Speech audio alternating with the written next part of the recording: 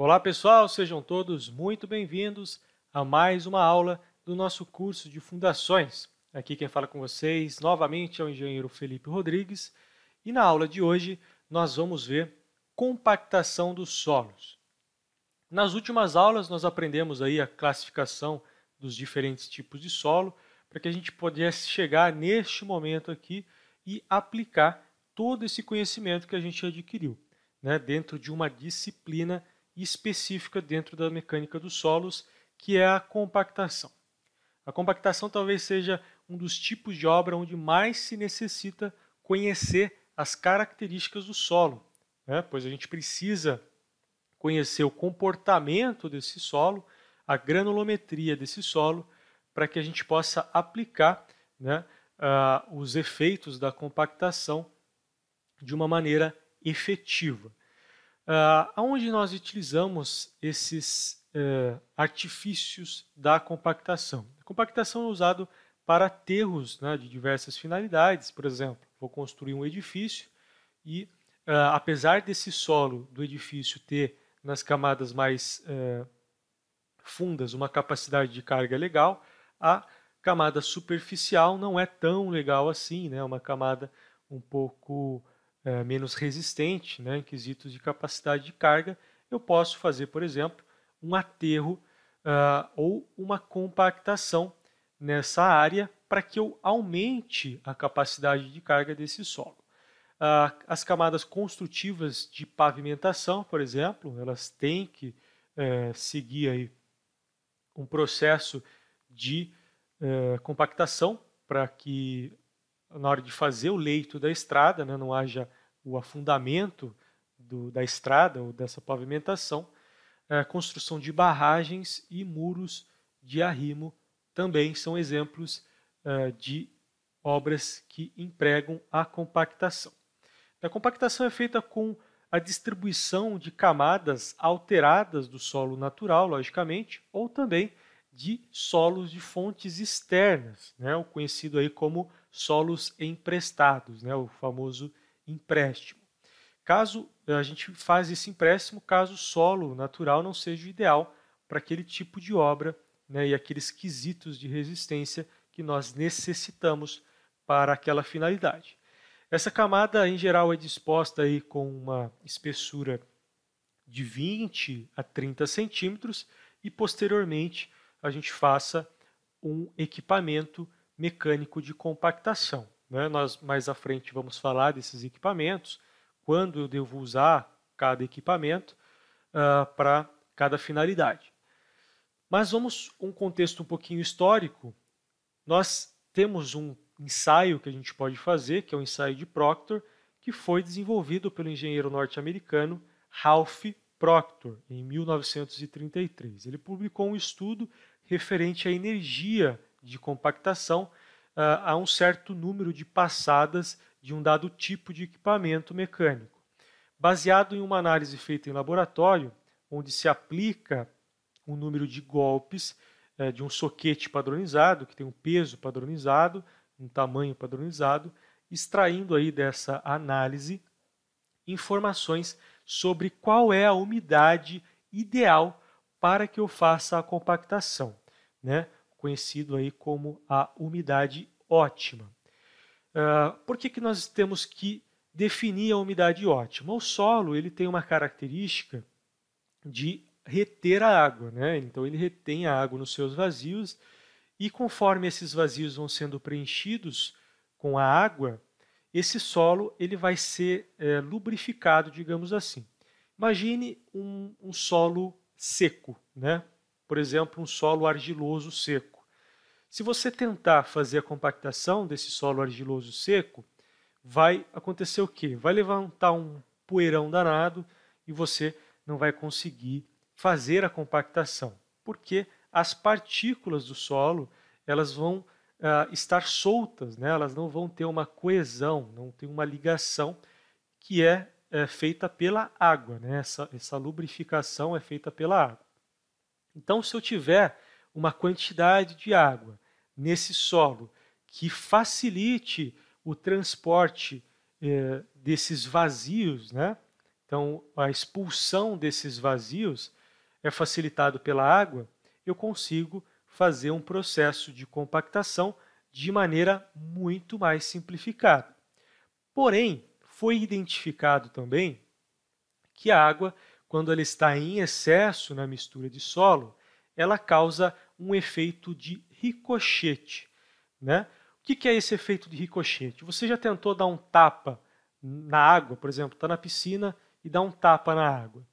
Aquele tapa vai arder sua mão, né? Por quê? A água, quando você tem um impacto muito abrupto, ela se torna um elemento incompressível, né? Por conta, né, das suas características de ser um fluido. Então, na hora que você dá um tapa muito rápido na água, ela vai ricochetear a sua mão e vai causar ali até uma dor na sua mão. No solo é a mesma coisa. Imagine que você está com um soquete, aquele soquete manual, num solo que está encharcado de água. A hora que você der o primeiro impacto nesse solo, quem vai receber primeiro esse impacto, né, essa energia gerada por esse compactador, vai ser a água, né? E como a água tem essa característica de ricochete, né, ela vai repelir essa energia que você vai aplicar no solo, tem aí uma perda de eficácia, né, uma perda de energia causada pelo ricochete da água. Então, nós temos que encontrar essa umidade ótima de maneira a não causar o efeito de ricochete, mas também de lubrificar o suficiente as partículas para que o solo seja compactado de maneira eficaz. Como que nós fazemos isso, pessoal? Com justamente o ensaio de Proctor.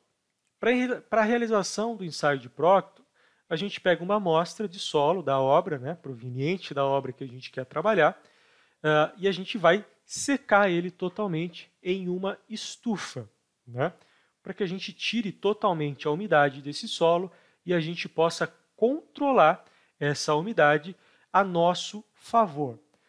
E aí, com esse ensaio, que tem três modalidades, né, três tipos do ensaio de Proctor. O ensaio Proctor normal, o ensaio intermediário e o modificado, que é basicamente a mudança de energia aplicada no solo, né? Mas basicamente vão nos dar um resultado aí muito parecidos, né? Existem laboratórios que usam um ou outro, ou até os três, para fazer uma comparação de resultados depois, mas basicamente finalidade do ensaio é exatamente a mesma. O ensaio é possível analisar qual das umidades resulta em uma melhor compactação, que é justamente isso que eu acabei de falar com vocês. Ou seja, qual das amostras com a sua devida umidade, que vai ser controlada, né, nós vamos controlar essa umidade, tem um menor número de vazios, um maior peso específico, né, porque quando nós diminuímos o número de vazios, nós aumentamos a densidade desse material, né? Então, imaginem, por exemplo, uma farinha, né? A farinha tem bastante número de vazios, né? Se a gente compactar essa farinha, tirar todos os vazios dela, ela vai ocupar menos espaço, né? E o peso, a densidade dela, o peso vai continuar o mesmo, logicamente, mas a densidade dela vai aumentar significativamente, né? Porque o peso vai se manter e o volume vai cair consideravelmente. Então, o solo é basicamente uma farinha, onde a gente vai diminuir o volume dela, colocando água, né? E diminuindo os vazios presentes nesse solo. O ensaio de Proctor, ele tem aí os padrões, né? Conforme nós vemos aí nessa tabela. Todos eles utilizam um cilindro que faz o recebimento, né, do solo. Esse cilindro ele vai conter o solo dentro dele. Aí nós temos os padrões, né, da energia normal, intermediária e modificada, que basicamente é mudar, por exemplo, o número de golpes, né? Então, por exemplo, aí, no cilindro pequeno, nós temos um soquete pequeno, logicamente, e temos um número de camadas igual a 3 para a energia normal e 26 golpes por camada. Para a energia intermediária, o soquete ele é grande, nós temos 21 golpes por camada, e para energia modificada, o soquete também é grande, e nós temos 27 golpes por camada. Aí nós temos o cilindro grande, né, que é basicamente a mesma coisa, o soquete, todos eles são grandes, o que vai variar aqui são o número de golpes, né? Então, no normal aqui, na energia normal, nós temos 12 golpes, na energia intermediária nós temos 26 golpes por camada, e na energia modificada nós temos 55 golpes por camada. Uma informação importante é, quando a gente utiliza o cilindro pequeno ele deve ser utilizado quando a amostra, após toda a sua preparação, passa integralmente pela peneira de número 4. Né? Então, as partículas ali são mais finas. Quando as partículas são mais grossas, né, um solo granular, né, do tipo gravel, que é o pedregulho, nós utilizamos o cilindro maior. E aí vem uma equação da energia de compactação que pode ser calculada, né, da seguinte maneira. E, que é justamente a energia de compactação, que vai ser resultada aí em joules, né, a unidade dessa energia, é igual a m, que é a massa do soquete, vezes L, que é a altura de queda do soquete, vezes N, que é o número de camadas, vezes N maiúsculo, que é o número de golpes, vezes G, que é a aceleração da gravidade, que você pode arredondar aí para 10 metros por segundo ao quadrado, tudo isso dividido pelo volume em metros cúbicos. Tá? E aí nós temos uma amostra do cilindro, né, uma imagem que mostra aí o cilindro e o soquete padronizado. O soquete ele vem com uma espécie de uma luva que faz a padronização da altura de queda desse soquete, né, e ele sempre vai bater ali bem no centro dessa luva, então fica mais fácil da gente manipular esse soquete, certo? E aí, quando nós fazemos o ensaio, nós temos que colocar esse ensaio em um gráfico. Esse gráfico tem no eixo horizontal a umidade, né? Como nós vamos variar a umidade, colocando ali a umidade, por exemplo, em 5%, 10%, 20% e assim por diante, nós vamos fazer com que a cada umidade nós tenhamos um peso específico saturado, né, que é o nosso ρD, para que a gente possa medir qual é a quantidade, né, qual é a umidade ótima para que eu atinja esse ρD, que é o limite, né, o limite do solo saturado. Né, o peso específico do solo saturado é quando o solo tem todos os seus vazios preenchidos por água. Isso é interessante para a gente? Não, né? Não é interessante. Por quê? Porque aí o solo vai ter o efeito de ricochete. Por isso que nós limitamos esse ρD, que é a saturação máxima, né? A maior umidade que nós podemos atingir sem que perca a lubrificação das partículas e sem que haja o efeito de ricochete do solo, certo?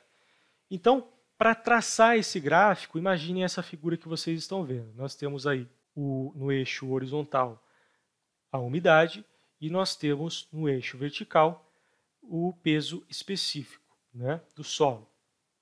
Conforme nós vamos fazendo o ensaio, né, a gente vai gravando aqui o resultado do ensaio, nós vamos gerando uma curva, vejam só.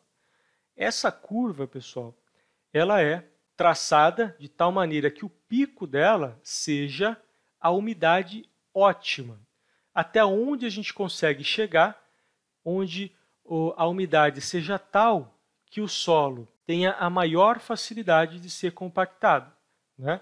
As partículas vão ser lubrificadas ao máximo, facilitando o adensamento, né, de certa forma, aí desse solo, porém não causando o efeito de ricochete, né? Então a gente pode perceber aqui um aumento no peso específico do solo, né? Então eu aumentei a densidade desse solo, aumentando a umidade até certo ponto aqui, aonde a curva começa a cair por conta da perda de energia resultante aí do efeito de ricochete, certo?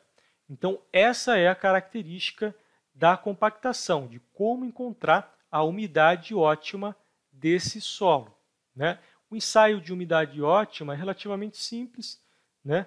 Com o ensaio de Proctor, a gente faz lá, logicamente precisa de uma experiência, né? De um profissional experiente, para que o ensaio seja bem sucedido, porque o profissional ele vai saber qual é a umidade ideal para fazer cada ponto dentro do gráfico e para conseguir atingir essa umidade ótima, né? O pico da umidade ótima gerada aí pelo gráfico, certo? Então precisa aí de um profissional com certa experiência. Nessa outra imagem, nós vemos aí curvas características da umidade ótima com a linha da saturação, né? 100% de saturação, que nós vemos aqui também nesse outro gráfico, né? No gráfico anterior, né? Tem a curva de saturação, que é justamente quando o solo está saturado, né? Todos os seus vazios estão preenchidos por água.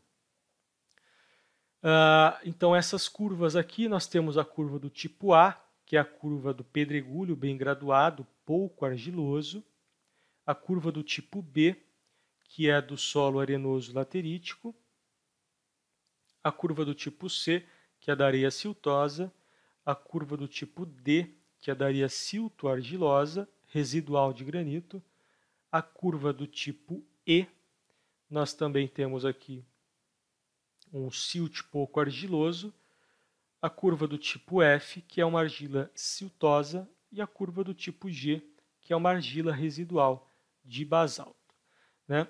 Ou seja, quanto mais fino os grãos, maior a quantidade, né, maior a umidade eu preciso para compactar, né, porque eu tenho mais vazios nesse solo. Quando eu tenho um solo pedregulho, né, um solo mais granular, eu preciso de menos umidade, né? Vejam só, aqui na curva do tipo A, que é um pedregulho, eu vou precisar de mais ou menos aqui uns 6% de umidade, né? Já aqui na curva do tipo E, que é um silt pouco argiloso, eu vou precisar de mais ou menos uns 20% de umidade. E na curva do tipo G, que é uma argila residual, uma terra roxa até, eu vou precisar de mais ou menos uns 33% de umidade para alcançar a umidade ótima, né? Uma densidade maior, né, para que eu alcance, né, uma compactação bem sucedida. Aí nós temos no próximo gráfico a diferença entre os ensaios de Proctor, né, o ensaio normal, o intermediário e o modificado. Vejam só, as curvas são bem parecidas, né? Elas são bem parecidas, porém a densidade do material ele aumenta por conta da energia ser maior, né? Mas as curvas em si, elas vão dar mais ou menos ali uma reta, né? Essa linha das máximas aqui que está indicado, é onde indica a umidade ótima para cada curva, vai ser basicamente aí alinhado com a curva de saturação, né? O que indica que os ensaios são bem parecidos, só vai aumentar a densidade por conta da energia ser maior, certo? Mas a umidade ela vai variar também um pouquinho, mas basicamente a umidade ótima ela vai ser dada da mesma maneira, certo? A compactação no campo, pessoal, deve seguir aí algumas operações, né? Que é em relação a, por exemplo, a escolha da área de empréstimo. Se eu precisar de um solo, né, diferente do solo que eu tenho em obra, eu preciso que esse solo atenda às características do meu projeto.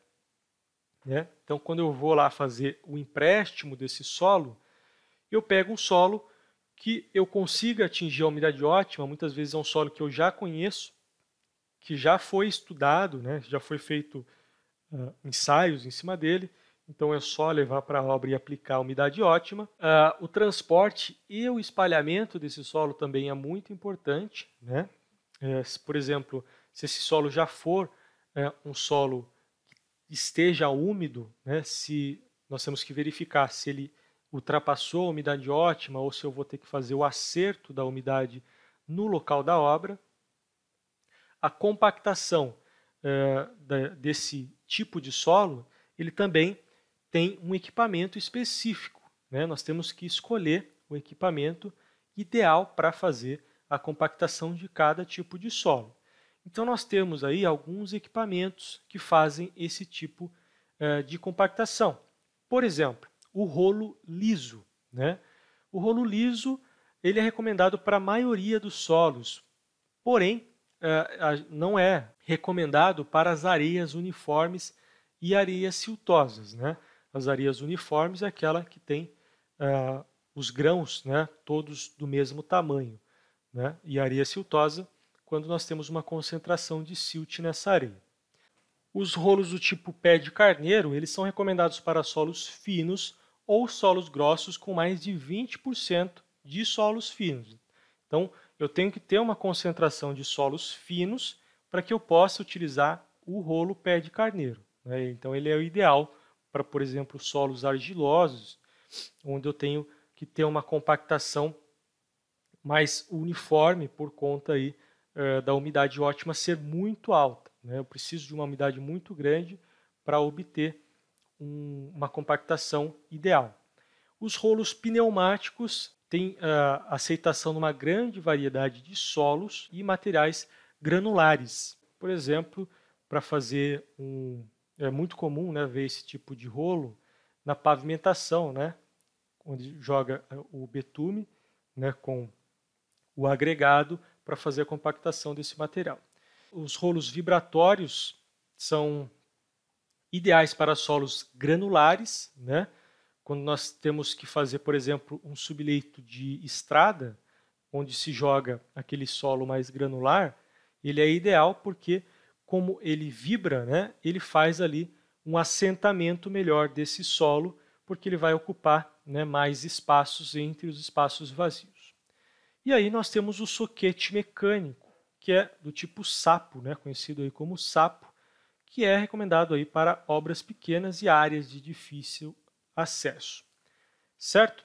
Então, para cada tipo de solo, né, ou para cada tipo de obra, eu tenho um equipamento para utilizar. A compactação, pessoal, ela é de extrema importância para obras onde nós temos que fazer o acerto da capacidade de carga, né, de um determinado solo.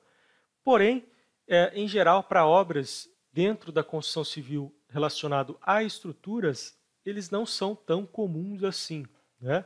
A não ser que seja uma obra muito grande, onde eu vou fazer, por exemplo, um radier, né? Aí eu preciso fazer um tratamento de solo com compactação e tudo mais, aí tudo bem.